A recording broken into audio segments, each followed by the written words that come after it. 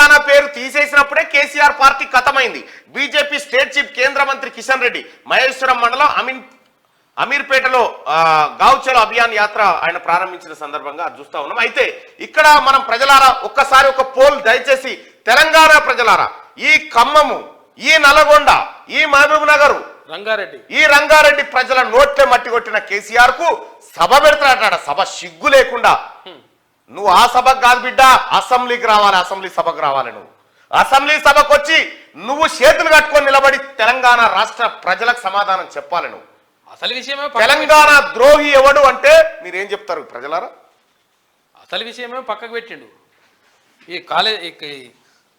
మేడిగడ్డ గుంగిపోయింది, కాళేశ్వరం నాశనం చేసింది పక్కకు పెట్టి ఇది ఎత్తుకున్నాడు కథ. కేసీఆర్ తెలంగాణ ద్రోహి అని నేనే అంటున్నా.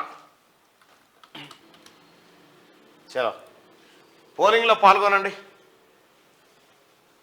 ఎట్లా తిడుతురావు చూడు కేసీఆర్, లుచ్చాన్ తిడుతురు నిన్ను. కృష్ణా నీటిని ఏపీకి దోచిపెట్టిన కేసీఆర్ తెలంగాణ ద్రోహి అని తీన్మార్మలనగా నేనే అంటున్నా. నా మాటతో ఏకీభవిస్తే కేసీఆర్ తెలంగాణ ద్రోహి అని, నా మాటను వ్యతిరేకిస్తే కేసీఆర్ నిజాయితీ పరుడని మీరు ఓటింగ్ లో పాల్గొనండి. బీసీలకు ఎక్కువ సీట్లు లోక్సభ ఎన్నికల్లో ప్రాధాన్యం ఇవ్వాలని కాంగ్రెస్ నిర్ణయం. కనీసం 5-6 సీట్లు ఇచ్చేలా కసరత్తు. బలమైన లీడర్లు ఉంటే అప్లై చేసుకోకున్న టికెట్. ఎస్సీ రిజర్వ్ లో 2 మాదిగలకు 1 మాల సామాజిక వర్గానికి ఇవ్వాలని డిమాండ్లు. ఎంపీ అభ్యర్థుల ఎంపికపై పీఈసీ మీటింగ్ లో చర్చ. కృష్ణా ప్రాజెక్టులపై కేసీఆర్ డ్రామాలను తిప్పికొట్టాలని నేతలకు సీఎం రేవంత్ పిలుపు. బీఆర్ఎస్ కు కౌంటర్ గా నల్గొండలో భారీ సభ పెట్టి, అసలు సభ కాదు కదా నిలబెట్టాలి. తెలంగాణ జనం ముంగట, నల్లగొండ రైతాంగం ముంగట, సంగమేశ్వరం కట్టేటప్పుడు లొల్లిపెట్టిన రైతాంగం ముంగట కేసీఆర్ ను తీసుకుపోయి నిలబెట్టాలి వితౌట్ గన్మెన్లతోటి. వాళ్ళ నడిమిట్లకేని ఇటుకేని అటు వెళ్ళాలి, అటు పోయే వర్గాలు ఉండాడు. ఇక